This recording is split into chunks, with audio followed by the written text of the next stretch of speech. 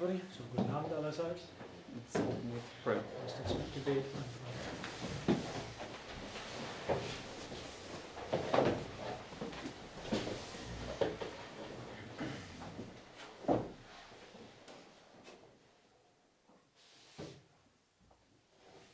Lieber himmlischer Vater, ich möchte dir danken, dass du uns wieder zusammengerufen hast, Herr. Dear Heavenly Father, I want to thank you that you've called us here together again. Ich bitte dich, dass du uns segnest, die Sprecher segnest, die Übersetzung segnest. I ask and pray that you would bless us, bless the speaker and bless the translation. Ich bitte dich, dass du uns hilfst, dass wir unsere Ohren und unsere Herzen und unseren Verstand öffnen. And please help us to open our ears and our hearts, our understanding. Und bitte segne auch den Livestream, And bitte, please bless also the live stream, dass wir deinem Wort folgen können und es in unsere Herzen aufnehmen. so that we may receive your word and that we may gather it in our hearts. Und dafür danke ich dir in Jesu Namen. And we thank you in Jesus' name. Amen. Amen.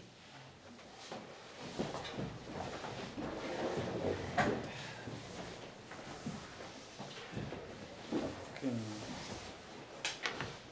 So 2 days ago we looked at Daniel 11 Vor 2 Tagen haben wir Daniel 11 angeschaut. and we just want to continue with this. Danach wollen wir fortfahren.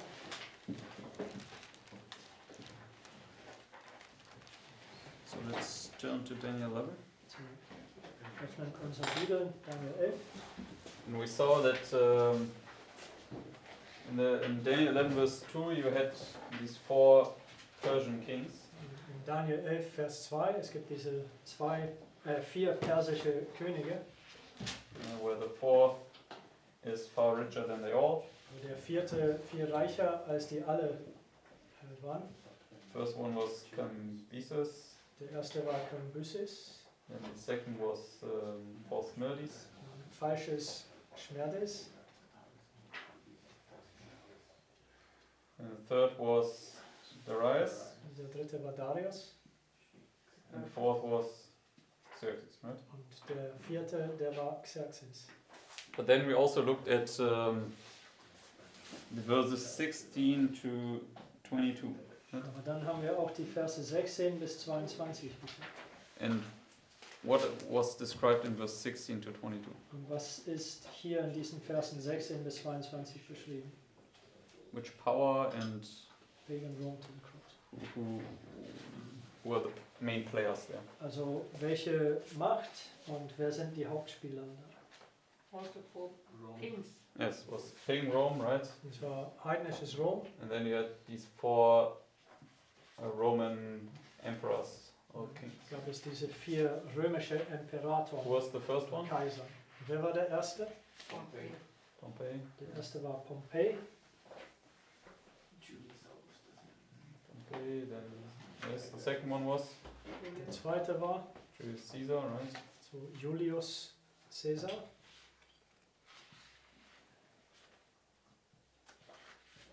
Third was Der dritte war Augustus. Augustus Caesar.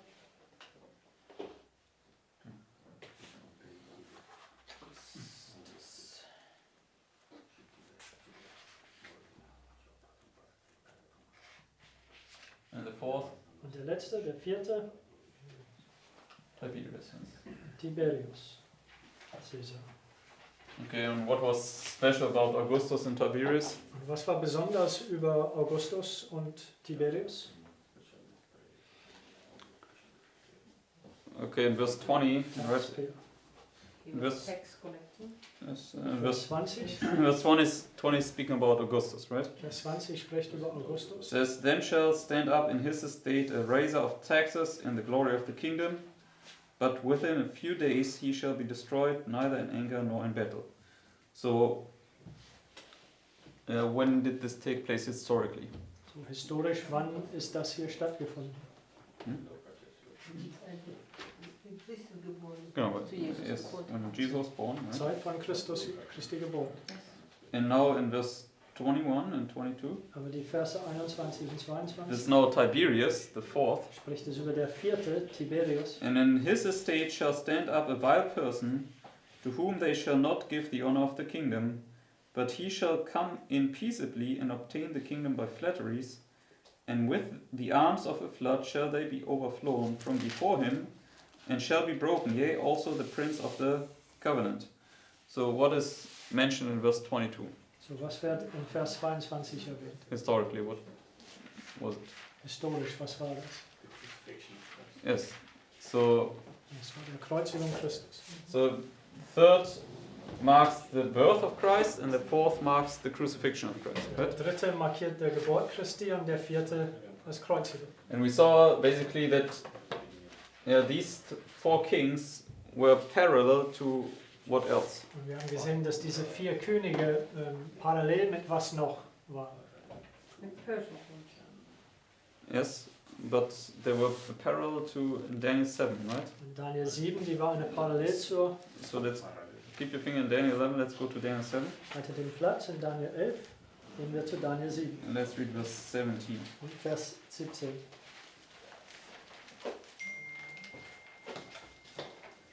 It says, these great beasts which are four kings which shall arise out of the earth.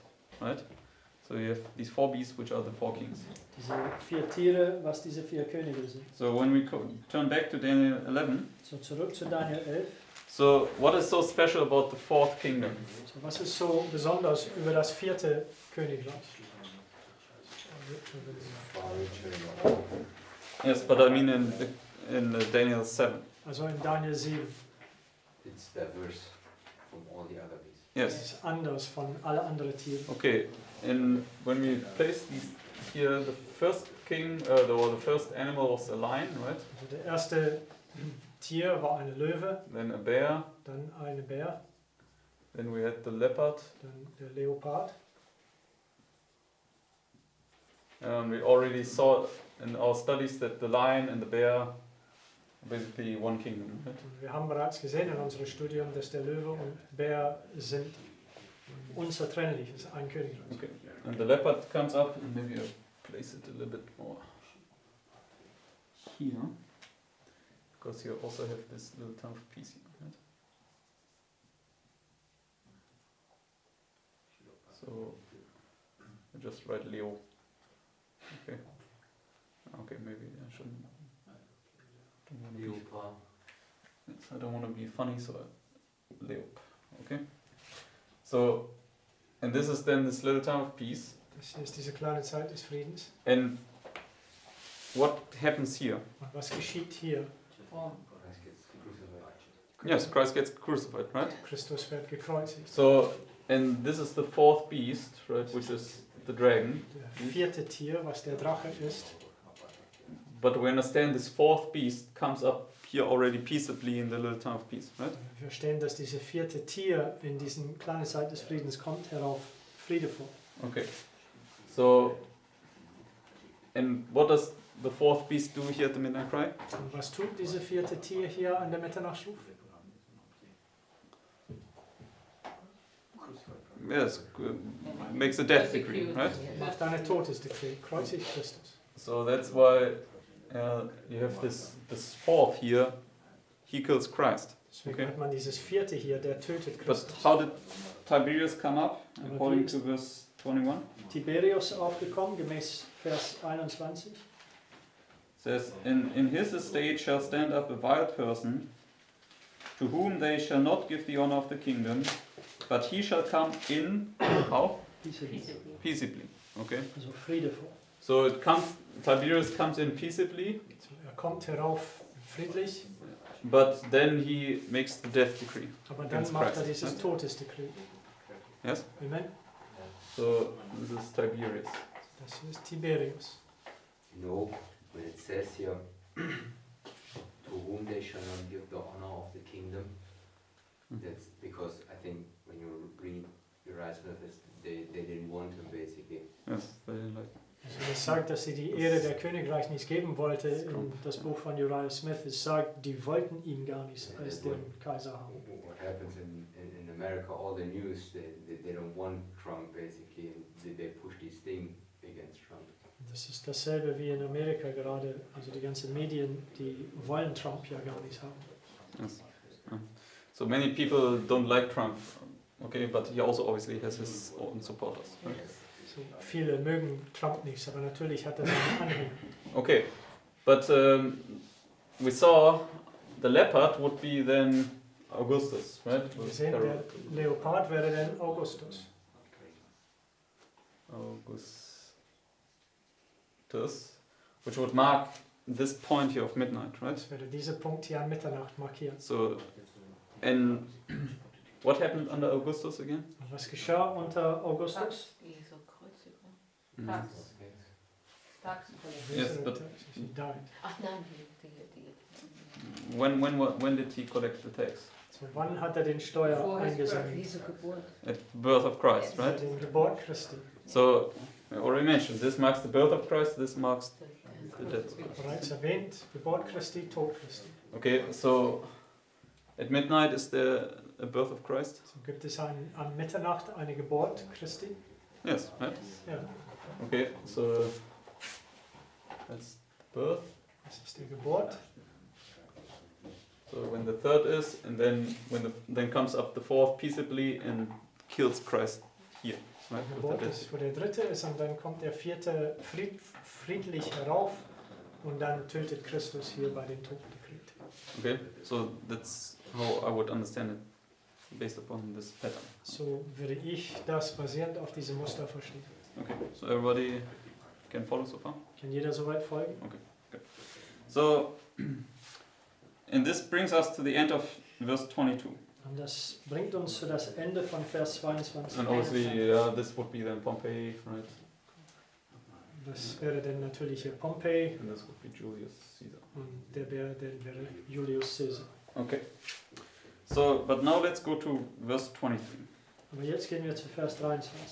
Because verse 22 brings us to this death decree, it brings us to a time of trouble, right? So, Vers 22 bringt uns zu diesem Todesdekret, das ist der Anfang einer Zeit des Trübsals. Okay, but now in verse 23 and 24, let's read Yes. those two Die verses. Verse 23, 24. And Brother Mark, you want to read this first, please? It says, and after the league made with him, he shall walk deceitfully, for he shall come up, and he shall become strong with a small people. And he shall enter peaceably, even upon the farthest places of the province, and he shall do that which his fathers have not done, nor his fathers' fathers. He shall scatter among them the prey, spoil the riches, and yea, shall forecast his devices against the strongholds, even for a time. Yes, okay. So, in verse 23, what is mentioned? Vers 23, was wird erwähnt? Lieb. A league. Ein Bündnis. And also, who comes up with a Okay. small people? Wer kommt herauf? Rome, Ein right? kleines Volk, das ist Rom. And how do they come up according to verse 24? Vers 24, wie kommen sie Yes. herauf? Friedlich. Okay, so it marks also then here, I mean, verse 22 marked this time of trouble when Christ is put to death, right? Also Vers 22 markierte diese Zeit des Trübsals, wo Christus getötet ist. But verse 22 marks again a time of, 23, sorry, and 24 marks again a time of peace. Aber Okay. Verse 23 und 24 markieren wieder eine Zeit des Friedens. And I'm not 100% sure whether it's now chronological in the sense that it jumps now to the next Of course. time of peace. Und ich bin mir nicht sicher, ob das jetzt chronologisch ist, wo es jetzt von hier springt zu der nächsten Zeit des Friedens. Or whether it will just go back to the beginning of this time. Why would you do that? Just because, I mean, in the history, jump back here. So It's not the same people. It's different history. You just got to follow through the. I'm pretty sure that I said this. I was talking about this yesterday, right? When you go through Daniel 1 to 10, everything, every chapter has a chronological flow. I mean, it's rightly divided, the whole of Daniel, into different portions, but each portion has a logical flow from the beginning to the end. So Daniel 11 has to be the same. yeah, I mean, I'm not fostered either way yet, so I'm not opposing this or agreeing with it No, at what, the moment. what I'm so- saying is you should just put it there yes, yes, and follow it down. yes. I mean, I have no problem, just put it there, because I don't know, I cannot prove that it's this time of peace or this time of peace at the moment. So Also im Moment, ich kann weder diese Zeit des Friedens oder diese Zeit des Friedens beweisen, aber It's just showing it is a time of peace. Okay, es and zeigt nur, dass es eine Zeit des Friedens ist. Aber der Argument, die Bruder Mark machte, ist, dass in jeder von den Kapiteln Daniels, es gibt einen Fluss von Anfang bis zu Ende und so hier in Daniel 11 sollte es auch kein Unterschied sein. okay, so let's just put it here for So, now. vorweg, wir markieren das erst hier. So that's another little time of peace here. Kleine Zeit des Friedens hier. So it would come up again here peaceably. Es Right? wird hier wieder friedevoll heraufkommen. And it marks also this leak. Und es markiert auch dieses Bündnis. And what is this in the Millerite line? So, Miller-Geschichte, was ist das hier? August 11th, 1840. Right? 11. August Was there 1840. also a leak made?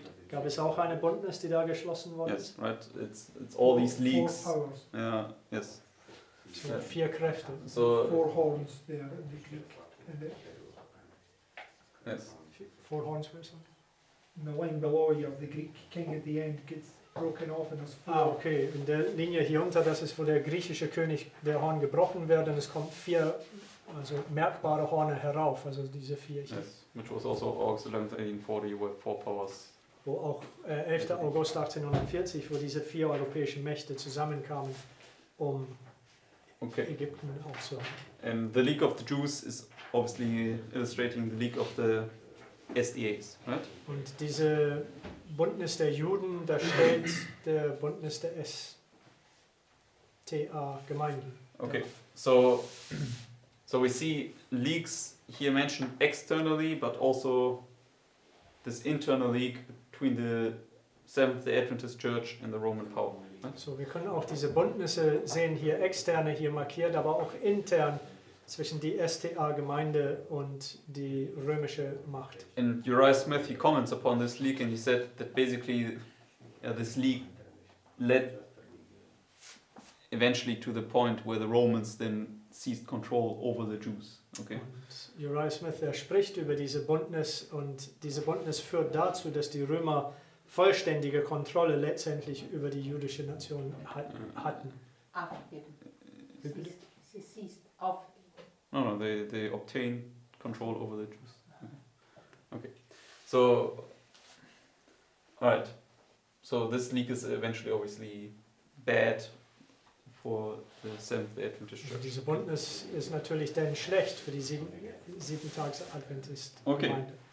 So, but it says here in verse 24, Aber in Vers 24 sagt es, how long is this time of peace to last? wie lange soll diese Zeit des Friedens andauern? Yes. At the end of the verse it says even for a time, right? Also am Ende des Verses ist Zeit für eine Zeit. Okay. So, and this time was historically from when to when? Und diese Zeit historisch war von wann bis wann? Yes, 31 BC, right? 31 vor Christus Until bis 330. Right? 330 nach Christus. So and this was the battle of Actium. Und das war der Kampf um Actium. Actium. And who was this battle of Actium? Und zwischen wem war dieses Krieg um Actium? Yes. Mark Antony und Cleopatra zusammen gegen die Römer. Okay, so you had Mark Antony to me. Ich weiß es nicht, aber ich glaube, Mark Antony war mit einem C geschrieben statt einem K. Is that right? Mark Antony was with a C? No? A-N-T-H. No, it's Mark. M-A-R-C. I don't believe so. No? Okay, maybe I'm wrong. Maybe I just... Okay, Mark Antony versus what's his name? Augustus. Also Mark Antony gegen Augustus.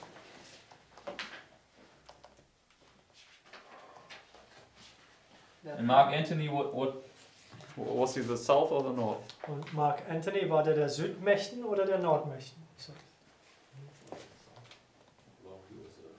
Yes, he was a Roman, but he went into league with Cleopatra, So, right? obwohl er ein Römer war, er war in Bündnis mit Cleopatra. Also He basically married the southern doctrine, right? He's married the southern wife, Cleopatra. Er heiratete mit diesen Südlehre mit Kleopatra, diese Ägypterin. Okay. Yes. Okay. So in Augustus won against Mark Antony, So, Augustus, der hat gegen Mark Antony den Sieg errungen. and this led then to this 360 years this time. Und das führte zu diese 360 Jahre, diese Zeitspanne. Okay. And this battle between Mark Antony and Augustus is mentioned now in verse 25 In Vers to 26. 25 und 26, dieser Kampf zwischen Mark Antony und Augustus wird erwähnt. So let's read those verses. Wir wollen diesen Versen lesen. It says, "And he shall stir up his power and his courage against the king of the south with a great army. And the king of the south shall be stirred up to battle with a very great and mighty army. But he shall not stand, for they shall forecast devices against him. Yea, they that feed of the portion of his meat shall destroy him, and his army shall overflow, and many shall fall down slain." Okay, so this is now this battle of Actium here, So, das spricht über diesen Kampf um Actium, where the king of the south then basically lost the battle. wo der König des Südens den Kampf verlor. But it says now here in this was 31 BC. Das Okay, war 31 vor Christus. and now it says in verse 27, Und jetzt in Vers 27 and sagt, both these kings, and both these kings' hearts shall be to do mischief, and they shall speak lies at one table, but it shall not prosper, for yet the end shall be at the time appointed. Okay, so what do both these kings, Mark Antony and Augustus, do? so was tun diese beiden Könige, Mark Antony und Augustus Caesar? Yes, they basically try to speak peace with each other, right? Also die versuchen einen Friedensschluss abzuwickeln, But they speak lies to one another. Right? aber die lügen einander an. Okay, and how it shall not prosper, for the end shall be at the time appointed. So what does it point to? So, worauf weist das hin?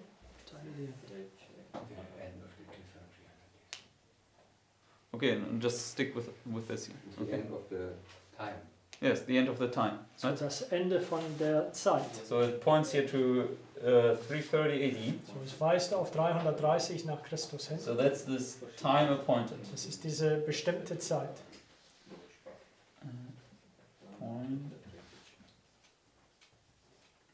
Appointed. Okay.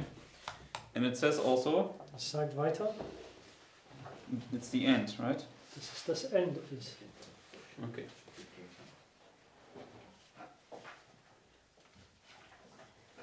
All right. So that's not now something interesting I did not consider, but let's just go on, because now let's go to verse 29. So, jetzt gehen wir zu Vers 29. It says, "At the time appointed." So where are we now? So, zur bestimmten Zeit, wo sind wir? Yes, at the end of the time, right? We are now in 330 AD. Ende des Zeit, wir sind jetzt in 330 nach Christus. At the time appointed he shall return and come toward the south, but it shall not be as the former or as the latter. Okay, so the king of the north, here at the beginning, where did he go against? König des Nordens, hier am Anfang, wo ging er? Gegen? So, Against the south, er right? ging gegen den Südmächten. So here the north came against the south, Hier kam das Norden gegen den Süden auf. and it was a victory for the north, Und right? es war ein Sieg für den Norden. But now it says here at the end, at the time appointed, he again comes towards the south, Aber hier am Ende, zur bestimmten Zeit, er kommt ein weiteres Mal den Süden entgegen. but it shall not be as the former time. Aber es wird nicht wie der vorherige Zeit sein. So here the north won, but here it's now not so pleasant for the north anymore. Okay, Hier hat der Norden den Sieg errungen, aber hier ist es nicht so angenehm für ihn. why not? Warum nicht? It says here in verse 30, Vers 30, 30 sagt es, "For So now here's the reason given. So, jetzt wird der Grund gegeben, weil For the ships of Kittim shall come against him. So who comes against him? so wer kommt gegen ihn? The Vandals. Yes, the Vandals, right? Vandalen, The diese ships of Kittim. Kittim-Schiffe. And it were the Vandals. So maybe let's go quickly to your notes just to confirm this. So, das war die Vandalen. Und gehen wir jetzt zu den Notizen. And totally open with these verses, but I just lay out my current understanding at the moment. Okay. So let's go now to your notes and to verse 30. Also Vers 30 in den Notizen.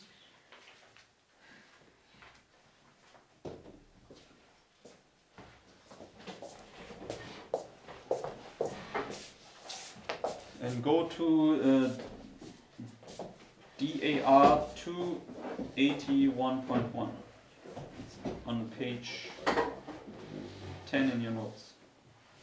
Also auf Seite 10 in den Notizen. It's under verse 30. I've marked all the verses in bold 30. face.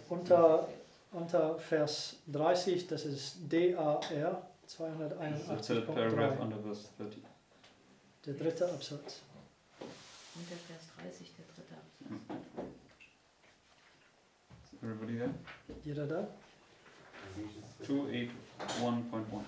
281.1 fängt es an. Okay, in the paragraphs before he explains that Kittim was Carthage. Okay, Und in den vorherigen Absätzen erklärt, dass diese Kittim-Schiffe oder Kittim war Karthago. Karthago. which is a city in, I think, in Tunisia. Und das ist eine Stadt in Tunis. Yeah, the coast of Africa. Yes. Okay, it says here, was ever a naval warfare with Carthage as a base of operation waged against the Roman Empire? Because these ships of Kittim, the ships of Carthage, came against it, right? Weil diese Kittim-Schiffe, diese Schiffe von Karthago kamen gegen ihn auf. We have but to think of the terrible onslaught of the Vandals upon Rome under the fierce Genseric to answer readily in the affirmative. Okay, so who came therefore against Rome? So, wer kam gegen Rom auf? The Vandals, right? Vandalen. So where else in the Bible do we find the Vandals? Und wo noch in die Schriften finden wir die Vandalen? Yes, right? So Revelation. just keep your finger in Daniel 11. Let's go to Revelation chapter 8. So Offenbarung 8 und halte den Platz hier in Daniel.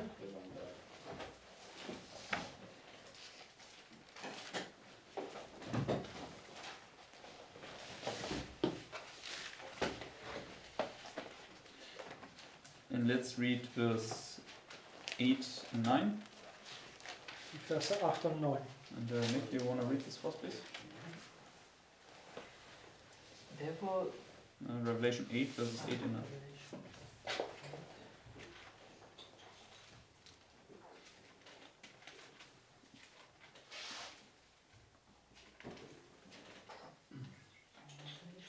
Eight, 8, verses 8 and 9. And the second angel sounded, and as it were a great mountain burning with fire was cast into the sea, and the third part of the sea became blood, and the third part of the creatures which were in the sea and the light died, and the third part of the ships were destroyed. Yes. Okay, so that's also speaking about the Vandals, right? Da spricht er auch über die Vandalen. And yeah, the first four trumpets, who were there? Die ersten 4 Posaunen, wer waren sie? Because that's now the second trumpet here. Weil das hier ist die zweite Posaune. Barbarians, Yes, right. Okay. Die Barbaren. which is the nations. Yes, exactly. So this is the south, right? So das ist die Süden. Yeah, because the fifth and the sixth trumpet is Islam. Weil die 5. und 6. Posaune sind Islam. But the barbarians represent the nations that rise up against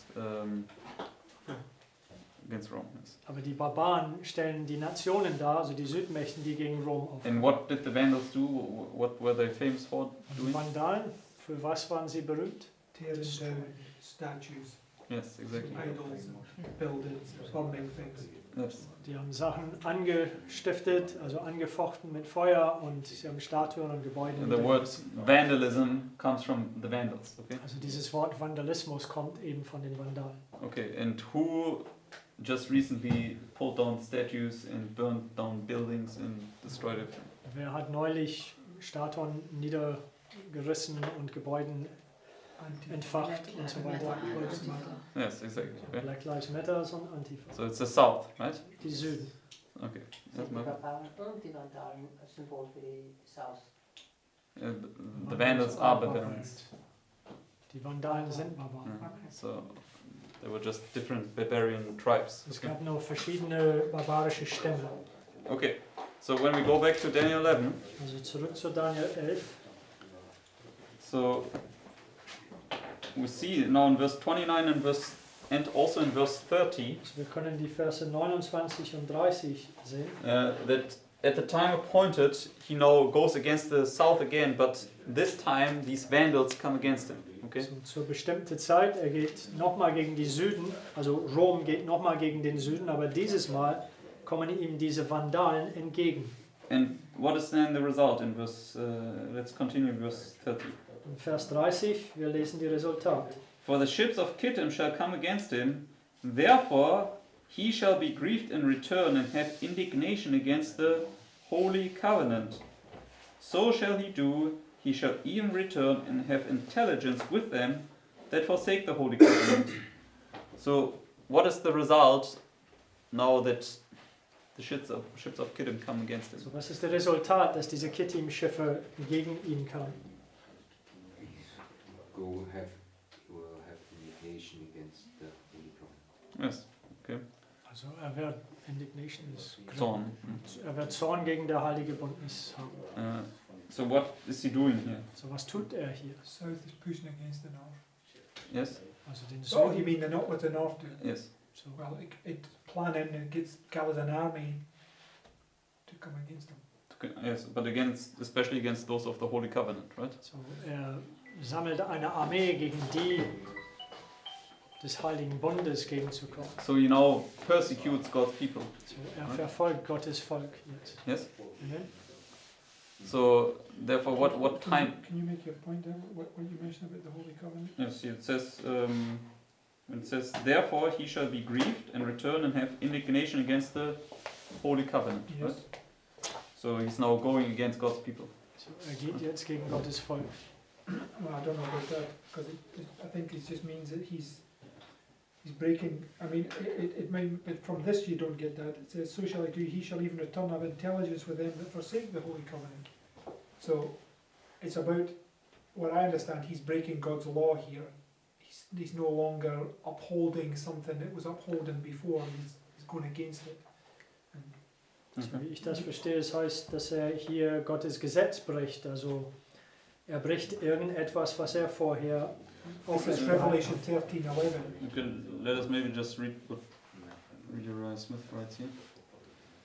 I mean, I agree that this is the beginning of the Sunday law, but it's marking a point where the covenant has been broken, not so much attacking God's people at this time.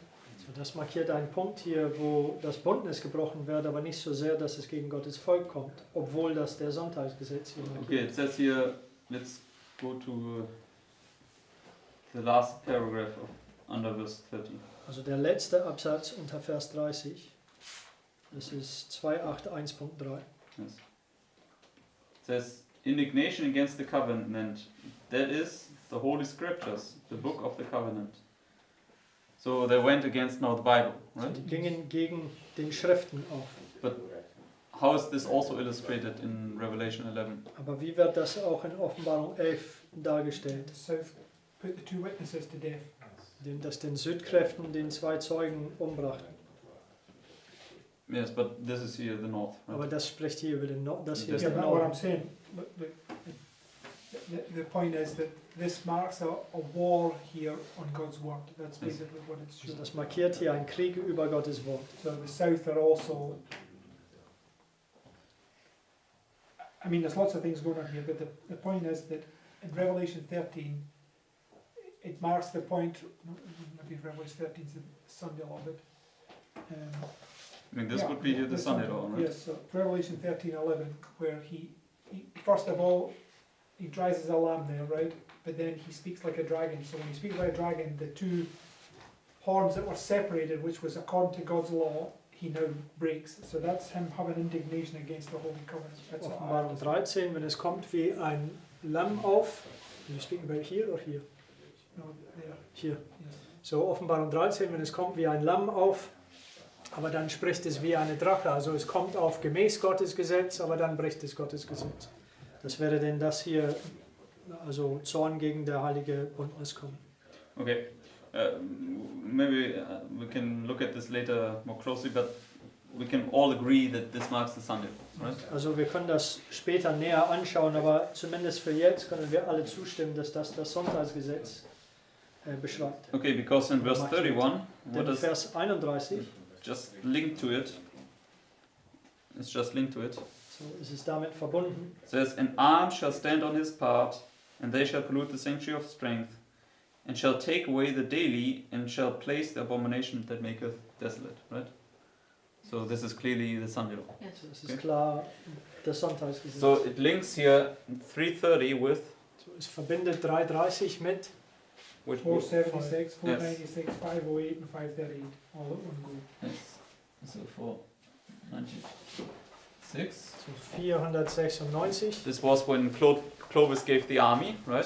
Chlodwig hat seine Armee den Papst gegeben. And then 508. This was when the daily was taken away, 508 das tägliche weggenommen. and 538 when the papacy was set up, the abomination of desolation. 38, wenn der Papst aufgestellt worden ist, das Gräuel der Verwüstung. Okay, so the only interesting thing about it So, das einzige Interessante da is that it says here basically that this time appointed, which is actually the beginning of the Sunday law, es sagt, dass diese bestimmte Zeit, was im Grunde das Anfang vom Sonntagsgesetz ist, so that's the Sunday law, das ist das Sonntagsgesetz, it's actually the end, okay? das ist eigentlich das That's the Ende. end of the time. Yes, it's the end of the time, Das ist okay? das Ende der Zeit. Usually we mark always the final review is the end, right? Normalerweise markieren wir, dass der finale Untersuchung das Ende ist. But therefore we can see that also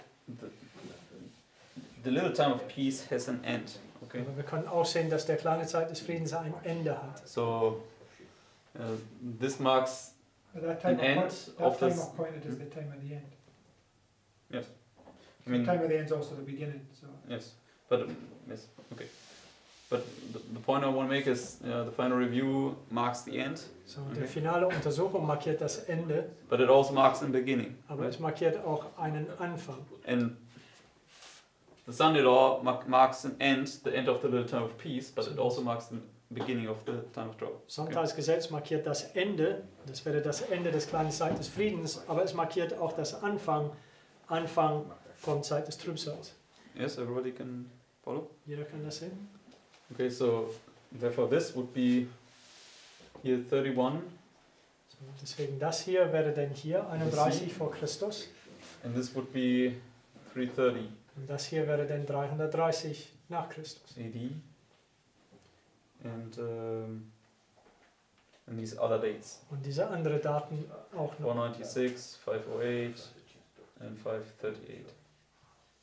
Okay, so and then the papacy rules for the 1260. Und dann Right? regiert der Papsttum für 1260. And this is now mentioned in these next verses. Und in diesen nächsten Versen ist das auch erwähnt so. Okay, let's read down to verse 35. Und wir lesen bis Vers 35 hinauf. It says, and we will just read verse 35. Okay. Also Vers 35 lesen. It says, "And some of them of understanding shall fall, to try them and to purge and to make them white, even to the time of the end, because it is yet for a time appointed." Okay, so what does the Bible say? So was sagt die Bibel? The 1260 ends where? Also die 1260 endet wo? Yes, at the time of the end, which is a time appointed. Zur Okay. Zeit des Endes, was eine bestimmte Zeit ist. So therefore we see this is a time appointed also. Also wir können sehen, dass das hier auch eine bestimmte Zeit ist. Yeah, so you have at the beginning a time appointed and at the end a time appointed. Right? Zu Anfang eine Zeit, bestimmte Zeit und am Ende eine bestimmte Zeit. And it says here this is this time of the end. Okay? Es sagt hier, dass das hier Zeit des Endes ist. And this would be in this illustration 1798. Und in diese Darstellung, das wäre 1798. Okay, so and when we now jump down to verse 40, Did you say 40? mhm, Also wenn wir jetzt zu Vers 40 kommen it says, and at the time of the end und zur Zeit des Endes. shall the king of the south push at him.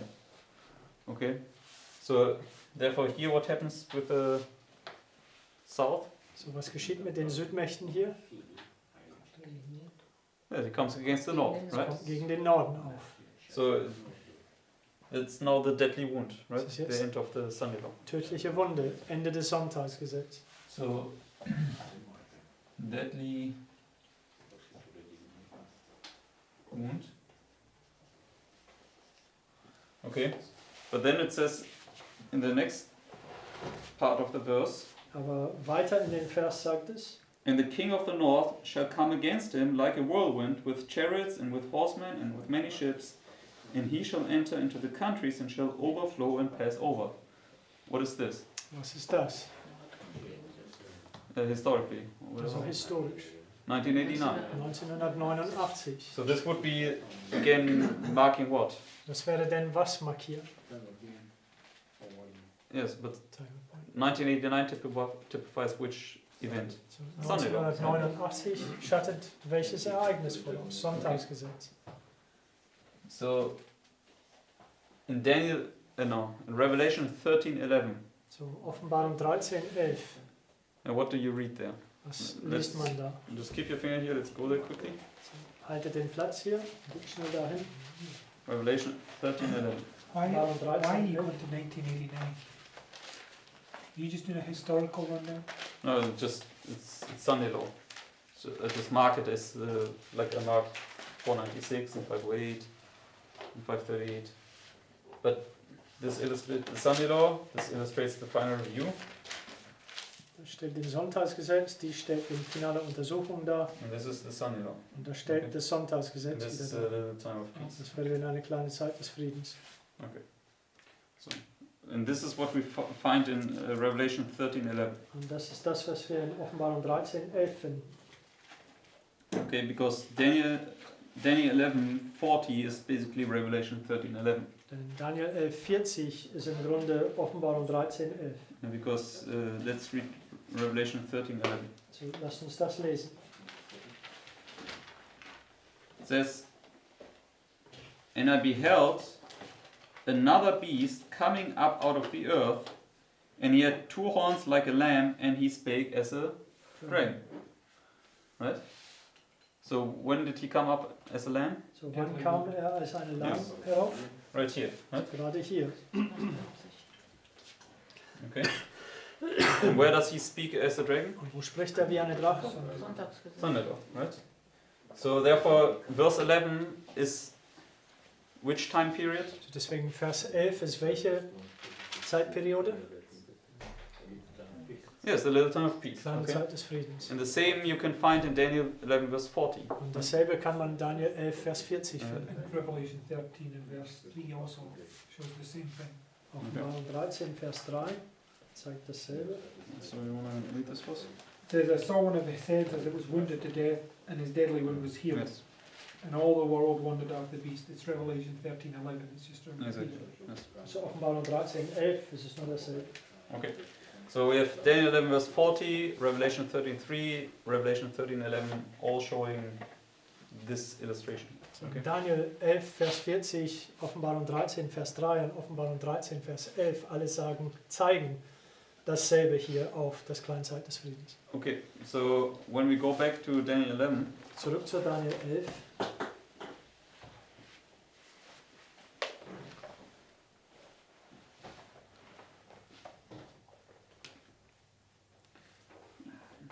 then basically the rest of the verses just speak about how now the king of the north conquers the glorious land in Egypt. He becomes the ruler of the whole world. So spricht nur darüber jetzt in den nächsten Versen, wie der König des Nordens das herrliche Land und Ägypten überwältigt und letztendlich der Herrscher der gesamten Welt wird. So here's the south coming against the north. Hier kommt das Süden gegen den Norden auf And here's the north again against the south. und hier kommt der Norden gegen den Süden auf. Okay. So yeah, there are many more things. Okay, Also es gibt viele mehrere Sachen da drin. there are still many things unclear for me. Okay, Es gibt viel mehr da drin, die für mich noch unklar sind. but I just laid out how I would understand it at the moment. Okay, Aber ich habe das so ausgelegt, wie ich das bislang verstehe. and that we can see always this pattern. I mean, that's the kind of piece also. Es ist auch klar eine Zeit des Friedens, aber wir können auch diesen Muster wieder erkennen. So peace, war, just the same. So, Pattern Frieden, over and Krieg, over again. Frieden, Krieg und so weiter. Dasselbe Muster. Yes. Amen. Then, if there are no more questions or no more thoughts to add, Also wenn es keine Gedanken dazu zu fügen oder keine Fragen, Well, what we would understand is that every time of trouble is the Sunday law, and every time of peace is the bit in between. You just take them out and put them on there. And then once you've laid it all out, that's how you would understand each one of those boxes would be the time of trouble. so, wenn wir verstehen, dass jeder Sonntagsgesetz ist Zeit des Trübsals und Every one of those troubles that's marked there, you would just put in the Sunday law. also jeder von diesen Trübsalen, die wir hier aufmarkiert haben, werden denn in ein Sonntagsgesetz hineinfügen und jeder Zeit des Friedens wäre in den Zeit des Friedens passen. Yes. Wenn man es so auslegt, dann kann man es so hier hineinfügen. Okay, so, alright, then I would say, let's keep studying Daniel 11 and we can see that already that it becomes clearer and clearer. Okay. So, ich würde dann vorschlagen, dass wir Daniel 11 weiter studieren und wie wir sehen können, dass alles kommt klarer und klarer. And we must just go forward step by step and eventually it will Wir become müssen nur Schritt a für Schritt revelation to us. vorangehen und endlich wird es uns wie eine Offenbarung aufgehen. Amen? Amen. Okay, then let's close with prayer. Dann lasst uns mit unserer Gebet aufgehen.